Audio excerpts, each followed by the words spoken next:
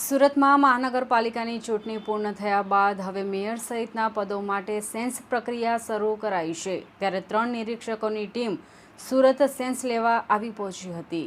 ગત 28 એપ્રિલે જાહેર થયેલા સ્થાનિક સ્વરાજની ચૂંટણીના પરિણામોમાં ભાજપે સુરત મહાનગરપાલિકામાં સત્તા હાંસલ કરી છે। આગામી સમયમાં મેયર સહિતના મુખ્ય 5 પદાધિકારીની નિમણૂક થવાની છે। ત્યારે mayor, deputy mayor, standing committee chairman અને શિક્ષણ સમિતિ સહિતના પદાધિકારીઓ નક્કી કરવા માટે સુરતમાં ધારાસભ્યો અને કોર્પોરેટર સહિતના શહેર સંગઠનના નેતાઓ સાથે પ્રદેશના નેતાઓ દ્વારા સેન્સ લેવાશે, જે માટે પ્રદેશથી આવેલા 3 નિરીક્ષકોની ટીમ દ્વારા સેન્સ લેવાની શરૂઆત કરાઈ હતી। આ નિરીક્ષકોની ટીમ પ્રદેશ પાર્લામેન્ટરી બોર્ડમાં જશે, જ્યાંથી મેયર સહિતના પદાધિકારીઓના નામો જાહેર કરાશે। અમારે ભારતીય જનતા પાર્ટીની પરંપરા મુજબ કે દરેક વ્યક્તિને સાંભળવી એટલા માટે નિરીક્ષકો આજે સુરત આવ્યા છે।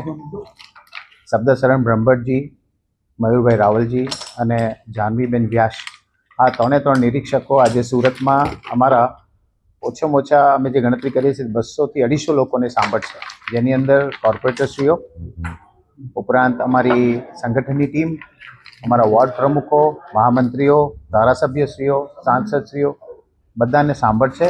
એક વ્યક્તિને ઇન્ડિવિજ્યુઅલી બોલાવીને એમનો પોતાનો અભિપ્રાય લેશે અને ત્યારબાદ રિપોર્ટ તૈયાર થયા પછી ગુજરાત પ્રદેશના અધ્યક્ષ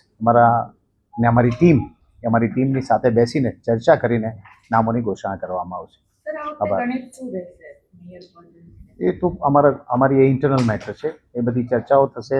કઈ રીતે શું છે, કેટલા કેપેબિલિટી છે, સુરત શહેરના બજેટને ધ્યાનમાં રાખવામાં આવશે, સુરતના ડેવલપમેન્ટને ધ્યાનમાં રાખવામાં આવશે, જે વાતો ઉપર આપણે મતો લીધા છે વિકાસની વાતો ઉપર એને ધ્યાનમાં લેવામાં આવશે।